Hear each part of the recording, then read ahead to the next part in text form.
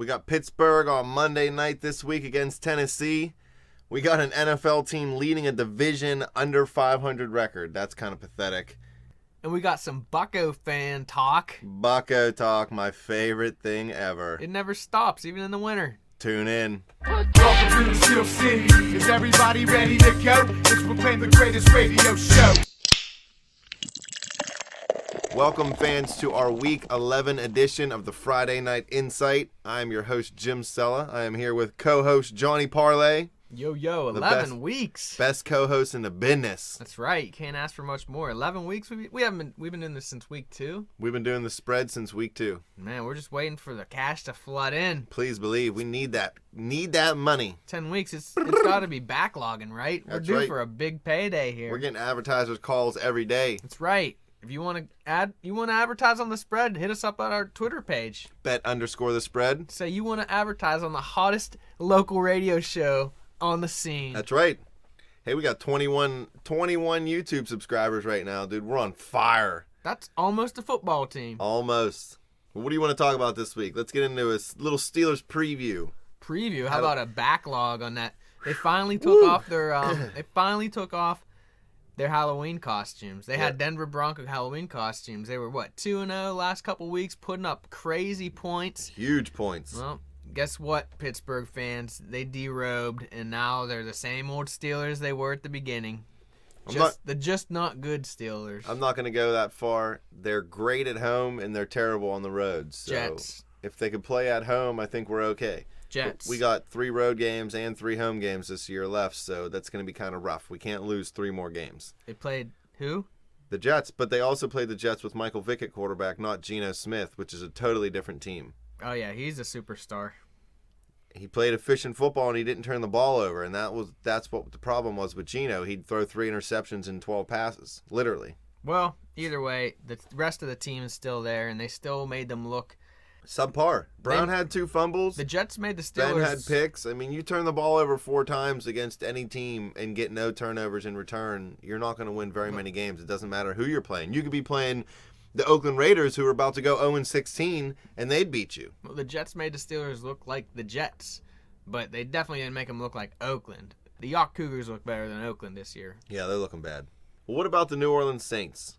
The Saints are leading a division at 4-5 this year. The Packers and the Seahawks are both 6-3, and if the playoffs started today, guess which team would not make the playoffs? The team with a winning record. The Packers. Yeah. That's ridiculous. That is strange. I mean, it couldn't have happened before, right? No team under 500 has ever made it, but that's happened a couple years ago. The Seahawks made it at 7-9. They did, and then they won in the first playoff game. Wow. Well, hey, it happens. I mean, you really can't do anything about it. It's just unless you realign the leagues, but then it's all relative. That'll happen again. It's just something, a freak occurrence that happens. I wouldn't really look into it too much. The problem is just something for us to talk about, really. I don't even want to call it a problem. I like that division winners get into the playoffs. If you win your division, if your record was 7-9, you still won your division, you deserve to be in the playoffs. No doubt. You did what you had to do. You won the games you needed to win, and that's the reward for winning your division. So the Saints leading their division puts them ahead of Green Bay and Seattle. And as much as it annoys me to see a sub-500 team make the playoffs, I wouldn't give up that format. No, you can't. NFL pretty much has the best playoff system.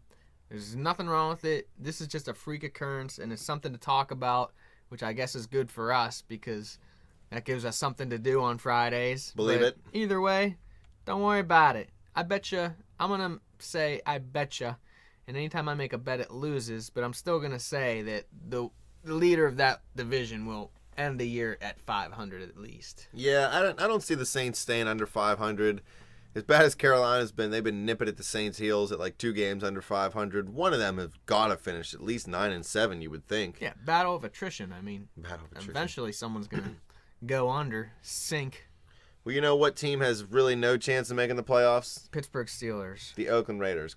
Quit bashing on Pittsburgh. I'm not bashing. They have 3 great weeks and then 1 down week, and you're saying they're not even going to make the playoffs now. 3 great weeks? They won 3 great games at home. Ben Roethlisberger set records. How are those not great wins? Okay, like I said, they had their Halloween costumes on. You know about the blind squirrel, right? Listen, I'll tell you this Even real a blind quick. squirrel finds a nut sometimes. You want to hear an interesting stat real quick? Is it how many catches Antonio Brown has when he's wearing his Nike cleats and coming off a week where he drove his second SUV to the stadium? I think that's at about 35, but that's not the one I was talking about. Okay. Mike Tomlin is under 500 when he plays teams with a sub 500 record for his career. Okay? Yeah, they play down. All right, so now listen. Chuck Noll and his career, everybody heralded him as one of the greatest coaches of all time, right? 4 Super Bowl victories, Yeah, he dominant was the man. team in the 70s. When it was really football, not Okay. when it was sky aired out ball. So from 1972 to 1979, how many football games did Chuck Noll's Steelers lose to games with a sub 500 record? Is this a rhetorical question? This Do you really is a want trivia. me to guess? I want you know to the guess. answer to I know this? the answer to this question. How many games did Steelers lose during 72 to 79 with Chuck Noll to sub 500 teams? Yes. So this means even in week 2, if they're playing a team that's 0-1, Yep. it's got to be a lot. It's got to be 35. One game. I'm going to have J-Dash One game. archive that. The Pittsburgh Steelers lost to a team with a sub 500 record at time of playing them from 72 to 79 I think you stopped reading that under article. Chuck Noll. I think you stopped I reading did that not. article. Now, You know how many guess- times they guess- probably played week 2 against an Listen. 0-1 team Listen. and lost? They did not. Listen to me. Guess marking how out many on that. games over 500 they were against teams with a above 500 record in that same time? 3. Only 3. Okay. So Chuck Noll always beat the teams he was supposed to beat and then split the games that were hard games. You know what I mean? That could go either way. So you're saying Tomlin's a terrible coach. Yes, I know that. I'm just pointing out that, Pittsburgh, everybody says throughout history they've always played down to their opponents. No. Under Tomlin, they've always played down to their opponents, but not throughout their history because they used to dominate opponents that were not good. Yeah, because Tomlin lets them chillax if they know they're playing a not-so-good team. They get to play foosball, bubble hockey. The last thing they're worried about is football because they're all buddies in that locker room. They need to let Kiesel coach the team, player coach, and then he'll be doing exercises. He'll do a survivor test. Send all those dudes out in the woods with one match and see who comes back. None of them. None of them. Maybe Troy. He might find a He's shaman in the Samoan. woods. Yeah, he would become at one with the trees and the animals, and they'd just let him ride one of their backs home to safety, probably. Yeah, he'd probably lick a frog and it would show him how to get back home. Well, let's go back to this Oakland going 0-16. You think there's any chance that they become the second team in NFL history to go 0-16? I don't think they're going to go 0-16, and that's just playing the odds. I just don't see it happening. They got to win one somehow. I mean, who They're knows? pretty bad, man. Maybe they'll beat Peyton this week. They got Mr. Pick 6 Matt Schaub or Mr. former number 1 overall pick's brother Derek Carr. Oh, that's a long ways to go to find a Derek Carr name. Well, they just can't. They can't go 0-16. It's not going to happen. They're a really bad team, man. What's their record now? 0-9 or 0-10? Dash, are they 0-9 or 0-10? However many. Okay, they're 0-9, he says. So if they get to 0-12, we're going to do a countdown to 0-16. How's that sound? That's Because fine. then You they want me to have do a something legit crazy? shot. They We'll go have like a party 0-16? for them. Let's have an Oakland Raiders viewing party if they're 0-15. You want to do that? We'll have to bury something. Bury a pirate skull. There you go. Send in your pirate skulls, or maybe we'll bury a Jolly Roger. Bury that Jolly Might Roger. have to do that after this season, the way it's looking. We're not gonna have a catcher, so Well, what's going on with these Jolly Roger Buccos of yours? clearly they're bluffing that they really care if Martin comes back. They made that qualifying offer, which no player ever takes their qualifying No. offers. Larry, so I think nobody's taken it. One player, I think, overall in the last 3 years in all of Major League Baseball. it's basically a pity F. But the good news is that they were smart enough to make it, so they will get draft pick compensation this time, as opposed to last year when they just let A.J. Burnett walk. Yeah, which still I'm more upset about Martin gonna walk than AJ. Well, Russell Martin's looking to get, I think Dash told me 5 years, $80 million. Does that sound right, Dash? Maybe 75. I don't know. He's the Pirates expert, but he Well, doesn't want to come on the show today. That's a career move, I mean, 5 years, 80 You mil. can't turn that And down. what's our contract here at the spread? We got 5 years, 76 mil, I think. Yeah. So we're And not making Russell Martin money. No. But if we were, I would take it. Yeah, we just have to show a little more talent. Maybe we'll get up there. If to 5 iHeartRadio years, 80. Studios wanted to hire us to do, a show for them, I would Which- be all for it. We're waiting. My phone's not ringing here. We're waiting for it. Come Hit us on. up at bet_the_spread. Facebook page, anything. Facebook. Hit us Hit us up on YouTube. Advertising. Hit us up on our email, thespread00@gmail.com. We're sitting here as we do the show. We're having a couple adult beverages, but I'm not going to tell you what kind. In an adult manner. And then once you decide to sponsor us, we'll drink your adult beverage. Yes. Talking to you, Yingling. Talking to you, Yingling. You're just across the state.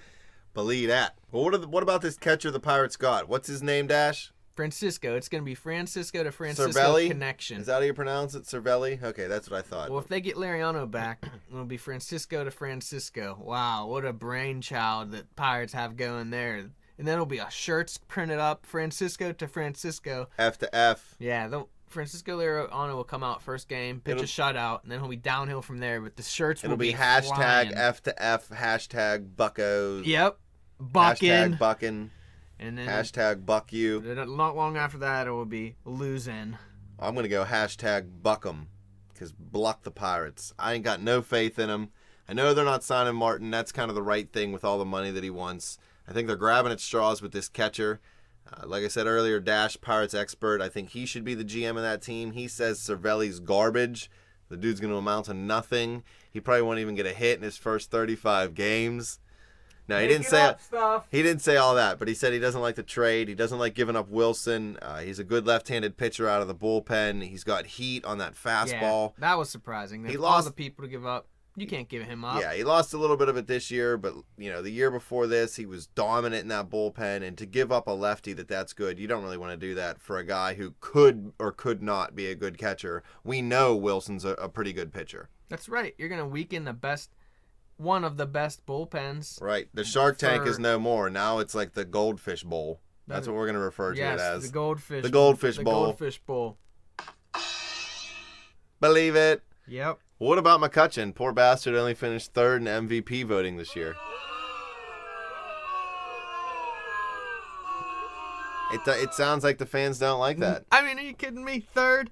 He might not have been the MVP, but all the way dropping down to third, he was second. Come on, people. You know this. Yeah, Kershaw, dominant year, dominant ERA. Just he deserved the MVP. I can see why Kutch didn't win it. But third, yeah, that's pretty pathetic. I don't even really think Kutch is that great, and I think he should have finished second. He had better numbers than his MVP season even, so... Yeah, but so did other people had better years. Last year I said Kutch got the MVP because nobody else had a good year, and I got hated on for it, but now it kind of looks like I might have actually known a little bit of what I was talking about. Yes, even, like I said, the blind squirrel. You are the blind squirrel, we will now refer to you as. I can throw a dart at a dartboard. I'm going to hit the bullseye every once in a while. Hey, even Stevie Wonder gets a bullseye every once in a while.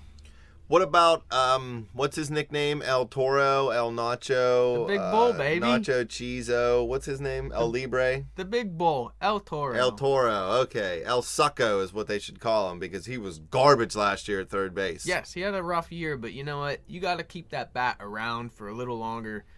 I liked his bat. Maybe he's just going through a phase, like puberty. He's going through baseball puberty. Well, they want to move him to first base now. Everybody in the organization wants him over there. They got Jay Suck over there at third base. Everybody loves him now because they think he's like Roberto Clemente of the Pirates in 2014. How dare you, Jay Suck?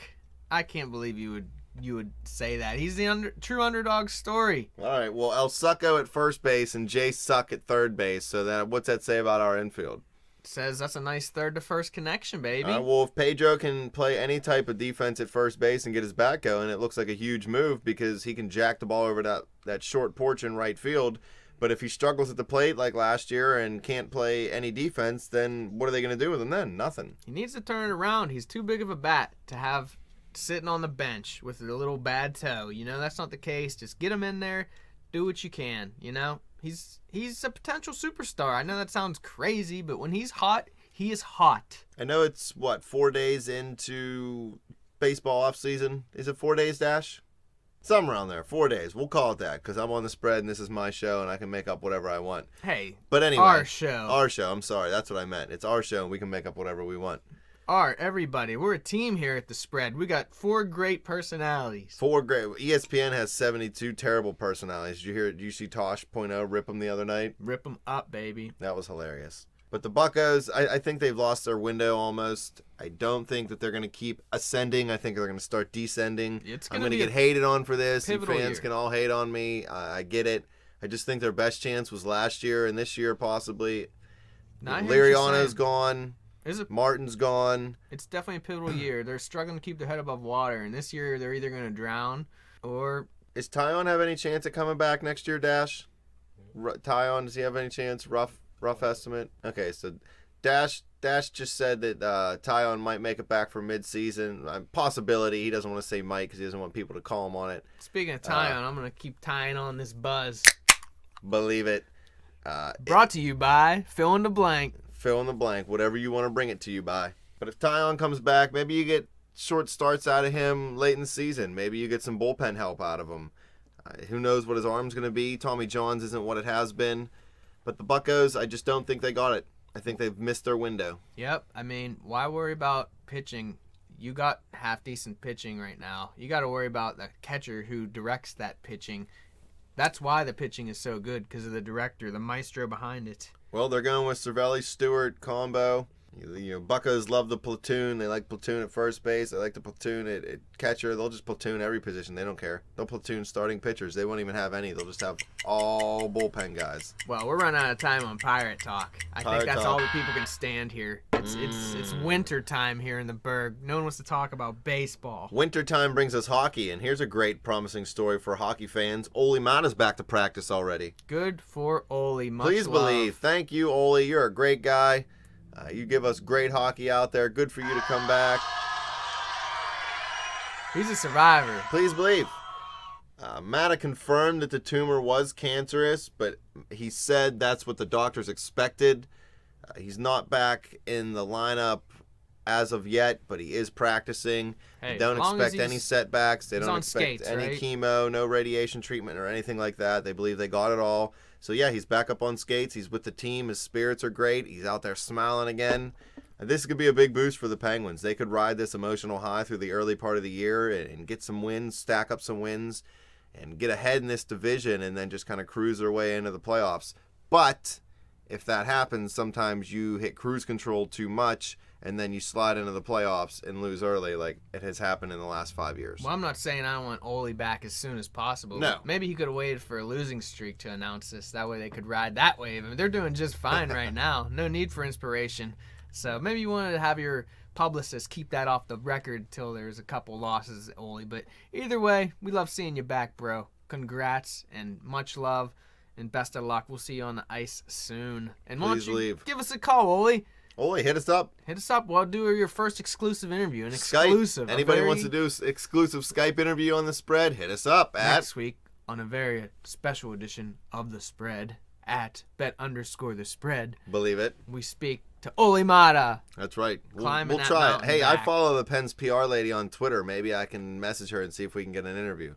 Sure. What's her name? It just says Penn's PR lady. I know it's real, though, because Mark Madden's the one that told me to follow her. Yeah, I think I know her. She saw me on East Carson and said, that's Johnny Parlay. That's it. She knew. There. She heard you talking, and she just turned around right away. That's who it is. I remember her now. Yeah. That's nice. How it goes. Yeah, I could probably, I'll give her my Get card. Behind that. I'll give her my card. And now it's time for our Pick of the Week segment. Get that money. That's right, unless you're listening to my Pick of the Week. Either way, we're going to try to help you people out here. I'm going to try to get close to 500 by the end of the season here. Jimmy Sella here can go over 500 with another 4-1 week it would have to be. Yeah, on our pick segment, but Pick of the Week, I'm 6-3 for the year. Oh, that's right. We're speaking Pick of the Week. I'm speaking about our other epic show that we do. You guys should tune into that, our pick show. We give you all the against the spread picks. I'm 6-1 of my last 7 picks of the week here on our Friday Night Insight. Very you know proud. why? Because I've been riding the Colts. We're very proud of you. But yeah, you don't ever stick your neck out there and make some ballsy picks. We have 2 members of our exclusive staff here. It's the Spread Studios that are undefeated. Mr. J Dash and Mr. Big Easy. Dash is what, 2-0? Easy's 1-0. And you are... Don't worry about it. Move 3-5. Let's move along. Where's that wah this time? Hey now, that's only once a show. Anyone can pick one winner and then quit. Yeah. Too bad he don't gamble like that. Quit while he's ahead. He'd he'd be all over it. That's right. Bet one time, win big money, and roll out. That's how you do it. Say peace. Well, I got the New England Patriots at plus 10, 52.5 teaser at Indianapolis. I've been riding Indy a couple weeks in a row now, 5 wins in a row, I think it is. But I think they're going to have a letdown this week at home. Brady has Luck's number. Brady's just on fire the last couple weeks, so I think New England wins big here. So you're jacking it up with a teaser, so you're not that confident. I'm teasing it. It doesn't matter how confident. I'm confident in my teaser. Lack of confidence. Lack of confidence. That's what Indian Chiefs always say. Lack of confidence lead to low Buffalo count. Chief Powwow says, what's your pick of the week? Chief Powwow, I'm going with the Packers. They're riding high right now. I'm feeling them at -6. Over Philly. Yep.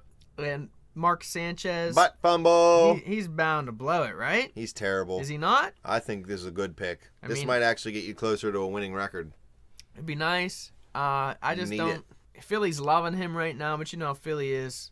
He throws one pick to open up the game. That's it. They're turning on him. They're back to loving one and only Rocky and cheesesteaks. That's right. And I that's could go all. for a cheesesteak right now. I'm starving. Hey, let's get a sponsor. We're Send getting us up some takeout. Send some food to the booth. Sponsor us. We need Jimmy John's to get us some freaky fast subs right now. Yeah, tweet us, Jimmy John. Come tweet on, us Jimmy at John's. What if I _thespread. tweet you my order, Jimmy John's? Can you get it to me before I'm done with this segment? That's right. Let's see how good you really are. But I'm feeling Green Bay.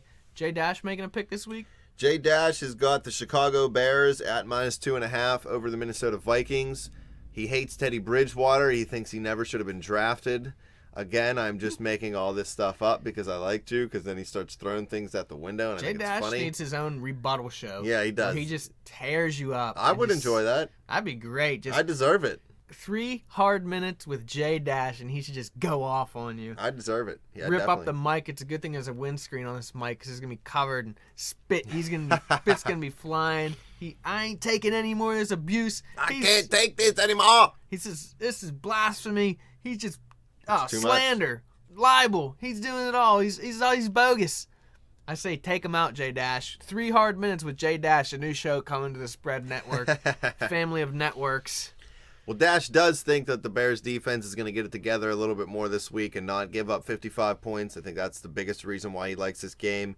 They're at home going against a rookie quarterback, Teddy Bridgewater.